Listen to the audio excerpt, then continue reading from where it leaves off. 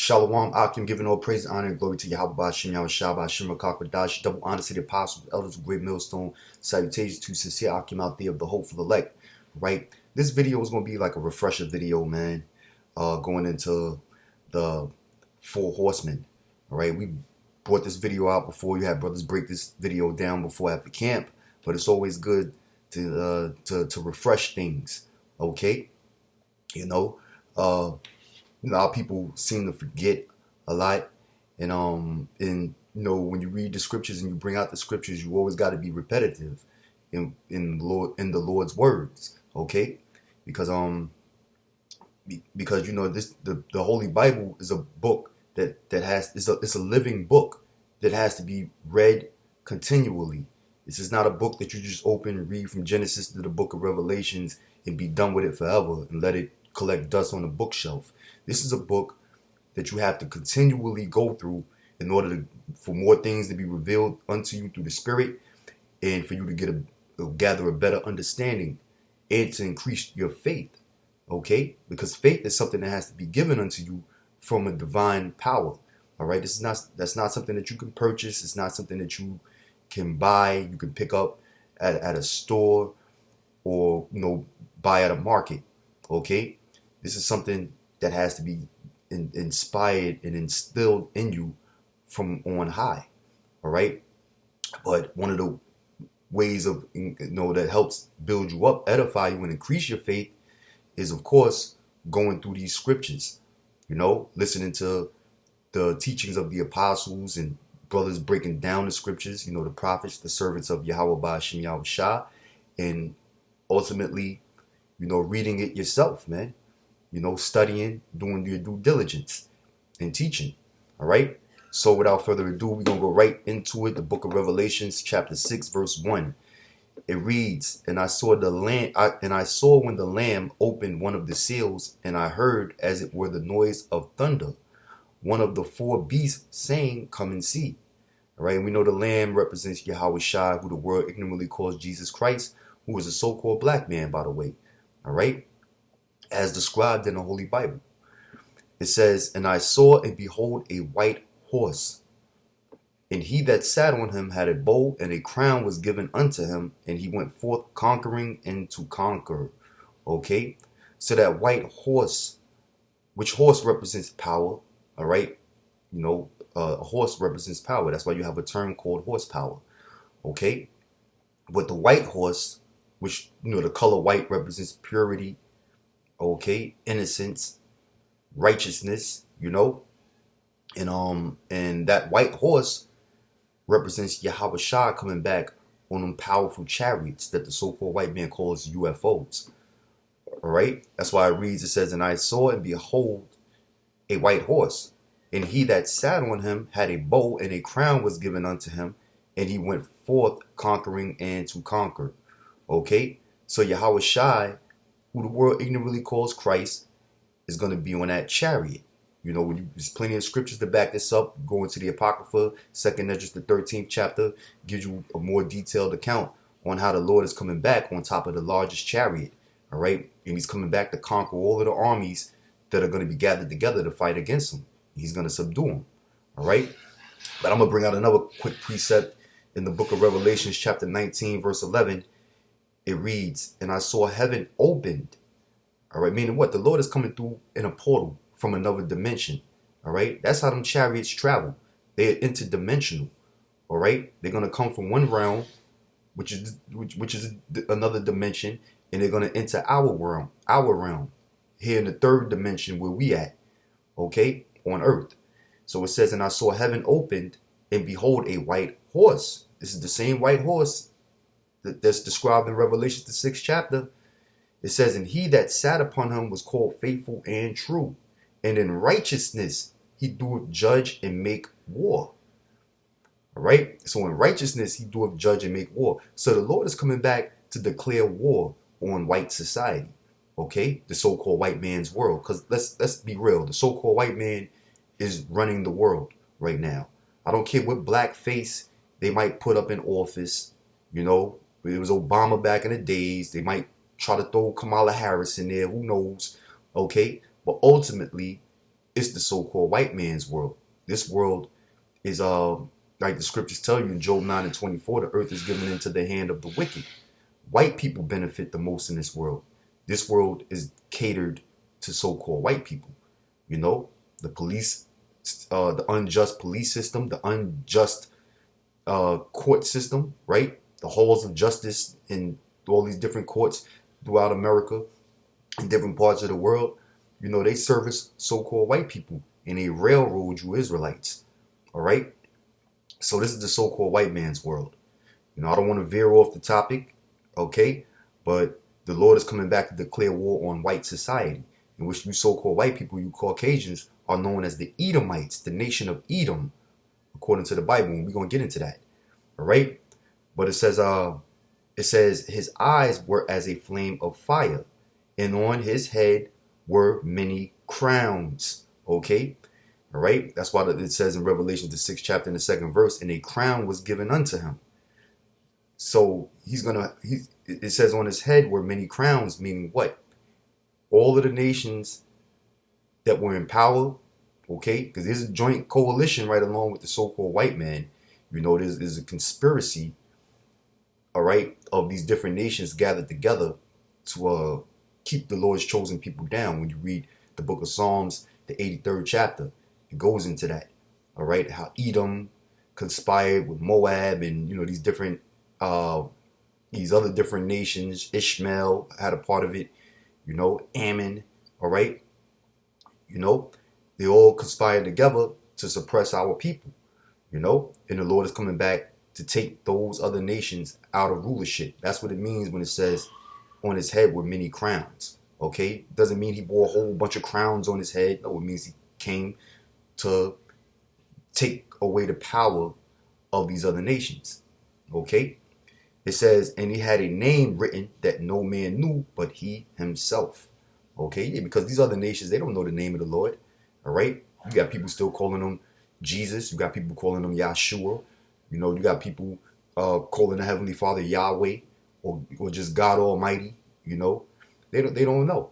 All right, but it's been refreshed and revealed unto his servants, the prophets, and the Lord's name is Yahweh Shai. Okay, so let's go back to Revelation chapter 6. This is verse 3. It says, when he had opened the second seal, I heard the second beast say, come and see. And there went out another horse that was red. The key word is red. All right. It was a red horse. Okay. All right. And power was given to him that sat thereon to take peace from the earth, that they should kill one another. And there was given unto him a great sword. Okay. So this is the second horse, the red horse. All right. And that red horse is talking about Edom, the nation of Edom, which are you so-called white people. We say so-called white people because you're commonly known as white people today. All right. But, you know, if people were to take a deeper look at you, they would see that your skin tone is actually red, you know, that your skin is translucent and that red blood shows forth through your skin.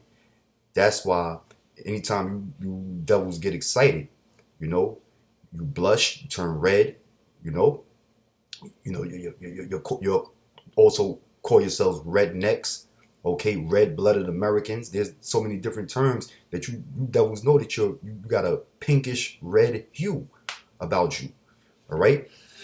And you are that second horse described in the book of Revelation, the 6th chapter, all right? I'm going to read that part again, Revelation 6 and 4. And there went out another horse, all right? Remember, horse represents power, all right? That was red, okay, which is Edom. The word Edom is a Hebrew word, Adawam, which means red, okay? And the father of the Edomites goes back to Esau, all right? When you read Genesis, the 25th chapter, it gives you the rundown on who Esau is, okay? He was the fraternal twin brother of Jacob, all right? It says, and power was given to him that sat thereon to take peace from the earth. And that's what you so-called white people have been doing, man. You know, you've been taking peace from the earth by a concept called divide and conquer. You know, you got these established countries or what have you. They have a government. You'll set up a coup, and you know, and a rebel force within that country to go against the sitting government. That's what you do. You cause civil wars all throughout the world, man. You know, and you profit off of war. You're money driven. You lust after money and riches and mineral resources, natural resources, okay, rare resources, okay, and you don't care who you kill in the process to obtain it, man. All right, you enslave people unjustly, especially the children of Israel, the so-called Negroes here in America. All right, and not just the so-called Negroes, but the rest of the tribes as well.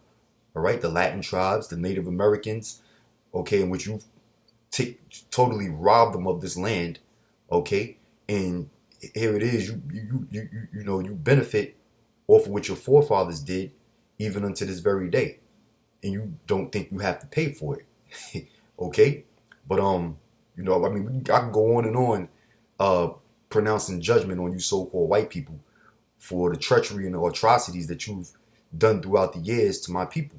Okay, the Bible condemns you for that, but it says power was given to him that sat thereon to take peace from the earth.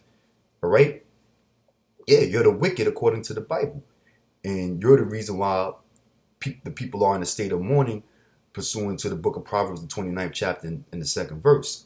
When the wicked beareth rule, the people mourn. Okay, because the so-called white man is the wicked. He's known as the nation of Edom, and just like the scriptures tell you, how the devil comes to rob, to kill, all right, and to destroy, and that's what you devils have been about, all right. And there's a method to his madness, man. It reads on to say, in that they should kill one another. Yeah, civil war, turn people against each other, divide and conquer.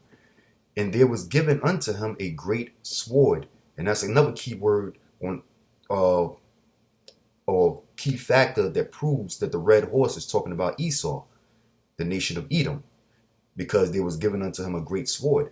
And when you read Genesis, the 27th chapter, matter of fact, I got this verse on deck. That was the blessing that Isaac gave unto Esau. The blessing that Isaac gave unto his son Esau, all right, was to rule the world or to conquer this world by way of the sword. Okay? This is the book of Genesis, chapter 27, verse 38.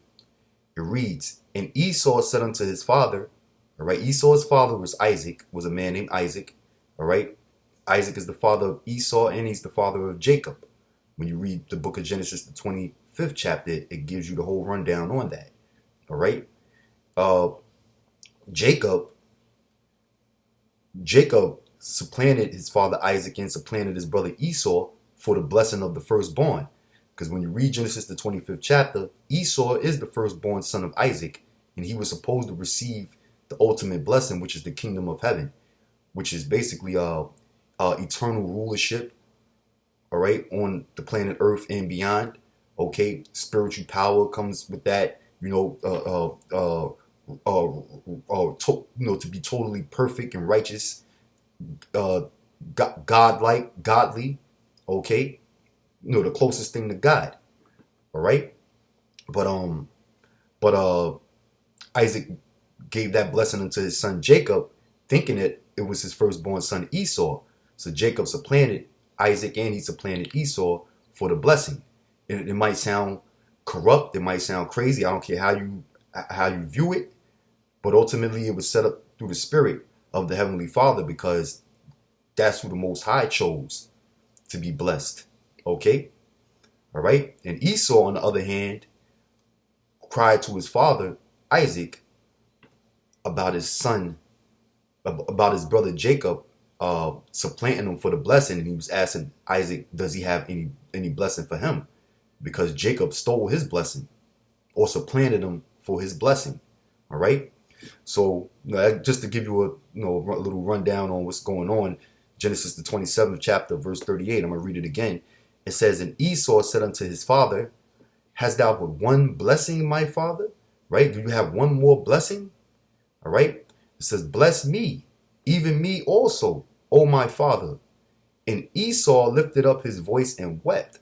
All right? Yeah, because Esau really despised his birthright. He despised the blessing, because when Esau felt like he was at the point of dying, right? Because he was faint, he was hungry, he was tired, right? Lacked energy and such to the point where he felt like he was about to die, and he stumbled upon his brother Jacob stewing some uh he was stewing some lentils, some red lentils, okay, and Esau, Esau asked his brother Jacob for some of that stew, and his brother Jacob said, "I'll give you the stew, but you have to give me your birthright." And Esau said, "Okay." He said, "You can have the birthright. Just give me the stew." He said, "What does the birthright mean to me when I'm at the point of dying? Just give me some of the stew." And that was it. That's how Esau despised his birthright. Okay, and now he lifted up his voice and he wept, meaning he felt sorry that he did that. Okay, it reads on to say, "And Isaac his father answered and said unto him, Behold, thy dwelling shall be the fatness of the earth, and of the dew of heaven from above." And these so-called white people, they have the fatness of the earth, man. They have the greatest parts of the earth. They live in the most plush communities. They raped, robbed, and murdered their way to the top of the food chain, so to speak. When, like I said, they live in plush communities. They can go to any third world country in the world, but live in the best parts of those third world countries. Like Gilbert Bigio, for instance, look him up. Because there's a lot of talk about Haiti. Haiti is is war torn. It's impoverished. Okay, the people are poor. They even talking about gang leaders took over Haiti and into cannibalism and all this kind of shit. Okay, and so it's basically a treacherous, ran down place to live at. And you have a so-called white man, a so-called Jew, by the way, named Gilbert Bigio, okay, who's the richest man in Haiti. He doesn't live in them shanty towns in Port-au-Prince, in them, up there in the mountains with the rest of them Haitians that are suffering from poverty and hunger, okay.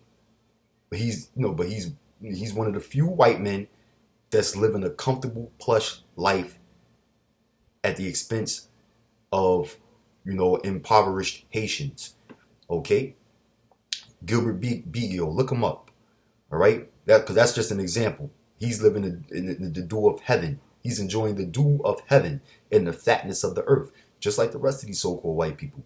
All right, but it's funny. The dark people, the people of the dark nations, live an impoverished, poor life. Okay, but let me read on. Okay, because this is the main point. It says, and by thy sword shalt thou live. See that key word, sword, again. All right, so Esau, whose name was changed to Edom, which the word Edom means red, is that red horse, okay, whose blessing was going to be that sword. Like it says in Revelation, the 6th chapter, he was given a great sword. Okay, it says, and by thy sword shalt thou live, and shalt serve thy brother. And it shall come to pass when thou shalt have the dominion that thou shalt break his yoke from off thy neck. All right. So Esau's blessing is the sword, and that's how he was going to live and acquire the planet Earth. All right. Proving that Revelation, the 6th chapter, is talking about the nation of Edom. All right. The scriptures tell you got to bring out precept upon precept. Line upon line, here a little and there a little. That's how you get a full comprehension of the Holy Bible. And the Holy Spirit has to be dealing with you to match these precepts up with one another, so you can get an understanding of what the Lord is saying when you read these scriptures. But this is the book of Revelation, chapter 6, verse 3. I'm going to speed this up because, due to time's sake. It says, and when he opened this, it says, I'm sorry, Revelation chapter 6, verse 5. So we got the first horse, the white horse, is representing Yahweh Shah. The second horse, or the red horse, represents the nation of Edom, which is the so-called white race. Now, Revelation 6 and 5. When he had opened the third seal, I heard the third beast say, Come and see. And I beheld, and lo, a black horse. And he that sat on him had a pair of balances in his hand. All right, the black horse. Now, what does the black horse represent? Let's take a look. It says, and I heard a voice in the midst of the four beasts say, a measure of wheat for a penny, and 3 measures of barley for a penny. And see thou hurt not the oil and the wine. Okay? So the black horse represents famine. That's what it represents. It doesn't represent black people, okay? Or so-called black people, all right? But it represents a famine, okay? All right? Precept I have, this is the book of 2 Kings, chapter 6, verse 24. It reads, and it came to pass after this, that Ben-Hadad, king of Syria, gathered all his hosts and went up and besieged Samaria. And there was a great famine in Samaria, right? There was a great famine in Samaria. And behold, they besieged it until an ass's head was sold for 80 pieces of silver, and the 4th part of a cab of dove's dung for 5 pieces of silver. Talk about price gouging, all right? But this is a famine, okay? So then you have an ass's head, which an ass is an unlawful animal, okay? All right, meaning an ass, meaning a horse, okay? And the head of a horse doesn't even have meat. You know, it doesn't even have a great portion of meat to fulfill you, all right? It was sold for 80 pieces of silver. That's 80. A score is 20, represents 20. So 4 times 20 is 80. 80 pieces of silver for the head of an ass, okay? And the 4th part of a cab of dove's dung, dove's poop, for 5 pieces of silver, all right? Things, food that won't even nourish you, okay, is being sold for all of this money, all right, because of the famine, because of a great famine, all right? So it shows you, it shows you how detrimental the famine can be and how desperate people will react from a famine. And that's not the end of it, all right? It reads on to say, and as the king of Israel was passing by upon the wall, there cried a woman unto him, saying, help my lord, O king. And he said, if the Lord do not help thee, whence shall I help thee? Out of the barn floor or out of the wine press? All right, because yeah, it wasn't hardly shit left in Israel to eat. And the king said unto her, what aileth thee? And she answered, this woman said unto me, give thy son that we may eat him today, and we will eat my son tomorrow. So we boiled my son and did eat him. And I said unto her on the next day, give thy son that we may eat him. And she has hid her son. Okay? So famine and malnourishment will drive a person to cannibalism. All right? And this was in the history. You know? Because this is the book of 2 Kings, the 6th chapter. This is in the history when Israel resorted to cannibalism. And guess what? The book of Revelation, the 6th chapter, is talking about future prophecy. So there's going to be a great famine in the future, all right, where people are going to be driven to the point of desperation and they're going to eat their children again, all right? You know? In fact, let me get, you know what? I'm going to get Lamentations. Get Lamentations 4 real quick. All right, Lamentations chapter 4, verse 9. All right, because Revelations, the 6th chapter, and the 5th verse talks about the black horse. And, you know, to further prove that's a famine, you know, here's Lamentations chapter 4, verse 8. It says, their visage is blacker than a coal. Your visage or your visage is talking about your face. It says it's blacker than a coal. They are not known in the streets. Their skin cleaveth to their bones. It is withered and it has become like a stick. All right. So when black people, so-called black people, you know, go through malnourishment, go through a famine, they get a dark countenance. Their countenance darkens, you know. That's why it says their visage is blacker than a coal. They are not known in the streets. Their skin cleaveth to their bones, right? Because when you malnourish, you get skinny, you lose weight excessively. It says it is withered, it has become like a stick. And then it reads on to say that they that be slain with the sword are better than they that be slain with hunger, right? Because yeah, to die a slow, miserable death from starvation is horrible, man. You'd rather be killed off quickly. It says, for these pine away, stricken through for want of the fruits of the field. All right? Yeah, from hunger. Okay? So, Book of Lamentations, the 4th chapter, 8th and 9th verse, is showing you that, black and the want of food, hunger, famine, malnourishment, all right, is basically used in the same chapters and verses. Proven without a shadow of a doubt that Revelation 6 and 5 is talking about the black horse represents a famine. Okay? All right? It says, so we're going to go on to the 4th horse in Revelation 6 and 7. It says, and when he had opened the 4th seal, I heard the voice of the 4th beast say, come and see. And I looked and behold, a pale horse.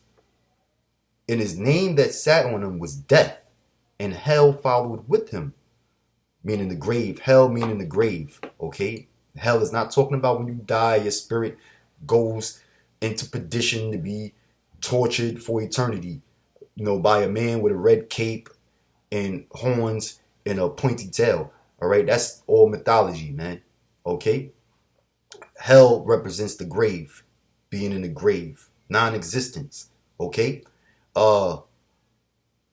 Let's read it again. It says, and I looked and behold a pale horse, and his name that sat on him was Death. So the pale horse represents death. All right. It represents a plague of death. Okay. It says, and hell followed with him, meaning the grave. And power was given unto them over the 4th part of the earth to kill with sword and with hunger and with death and with the beasts of the field. All right. So that 4th part of the earth to kill with sword and with hunger and with death and with the beasts of the earth, all right, are the 4 kinds that Jeremiah the prophet spoke about in the book of Jeremiah, the 15th chapter. Okay, matter of fact, we'll get that real quick because you got to match precepts up to prove, to prove what the scriptures is saying. All right, it's the book of Jeremiah, chapter 15, verse 2. And it shall come to pass, if they say unto thee, whither shall we go forth? Then thou shalt tell them, thus saith the Lord, such as are for death to death. Right? It's talking about Israel, wicked Israelites. Okay? All right? It says, and such as are for the sword to the sword, and such as are for the famine to the famine, and such as are for the captivity to the captivity. And I will appoint over them 4 kinds, saith the Lord, the sword to slay, and the dogs to tear, and the fowls of the heaven, and the beasts of the earth to devour and destroy. Okay, so those are the 4 kinds. That's the 4th part that Revelation 6 and 8 described. I'm gonna read that again. It says, and I looked and behold a pale horse, and his name that sat on him was Death, and hell followed with him.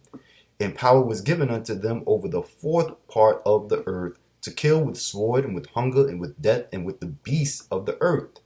All right. So death, destruction, hell, the grave, this was power that was given unto the 4th beast, a pale horse, all right, to devour the earth, And the ultimate plague, of course, is none other than them nuclear missiles, all right? Zechariah, the 14th chapter, verse 12. It reads, and this shall be the plague wherewith the Lord will smite all the people that have fought against Jerusalem. Their flesh shall consume away while they stand upon their feet, and their eyes shall consume away in their holes, and their tongue shall consume away in their mouth. Okay? So there you have it. That's the effects of a nuclear holocaust, a nuclear destruction, when the nuclear missiles impact its targeted destination to destroy the inhabitants of the land. Okay, that's the manner of death they're gonna die. Their eyes are gonna burn in their sockets. Their tongues are gonna burn in their mouth, and their bones are gonna be consumed. I mean, their flesh is gonna be consumed right off the bones from that intense heat of that nuclear blast. All right, now that's death. That's death. That's the pale horse. Okay, that's the ultimate manner of death. That's the last death, as described in the scriptures. All right. So that was the breakdown of the four horsemen in the book of Revelation, the 6th chapter. Hopefully, brothers been edified. Anybody who never heard the breakdown of the four horsemen in the book of Revelation, the 6th chapter, and maybe you might stumble upon this video and be hearing it for the first time. Hopefully you learned something, and brothers out there that are in the truth, serving Yahweh Ba'ashem Yahweh Shah, continue on in your service. Stay strong, brothers. Stay prayed up. We almost out of here, man. Time is at hand. All right. Esau has but a short time. Us, on the other hand, we got all the time in the world, man. Okay, because the Lord is coming to bring forth the kingdom to his people, to his servants. All right. So I'm gonna say shalom while we're rocking to you, brothers and sisters out there, man. Keep fighting the good fight. Shalom.